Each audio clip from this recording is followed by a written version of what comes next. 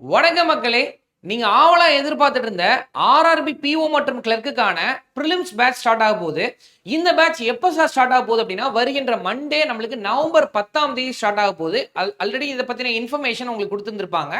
So இந்த பேட்ச்ல நம்ம என்னென்ன பார்க்க போறோம் அப்படின்னு சொல்லி பார்த்தீங்கன்னா, reasoning, aptitude and English. Sir ஆர்ஆர்பில தான் இங்கிலீஷ் இல்லையே அப்படின்னா, நம்ம மெயின்ஸை டார்கெட் பண்ணி இங்கிலீஷும் நம்ம கொண்டு போக போறோம்.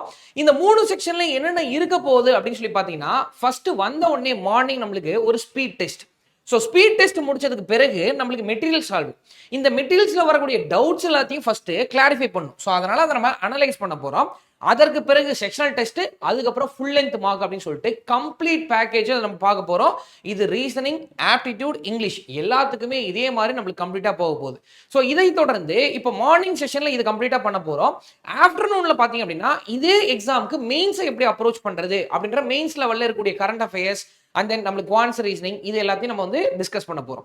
ஸோ இந்த பேட்ச்ல நீங்க ஜாயின் பண்ணணும் அப்படின்னா ஆல்ரெடி நீங்க வந்து எலிஜிபிலிட்டி டெஸ்ட் எழுதியிருப்பீங்க. ஸோ அதற்கான லிஸ்ட் வந்து உங்களுக்கு இன்ஸ்டியூட்ல கொடுத்துருப்பாங்க, உங்களுடைய பிரான்ச்சஸ்ல கொடுத்துருப்பாங்க.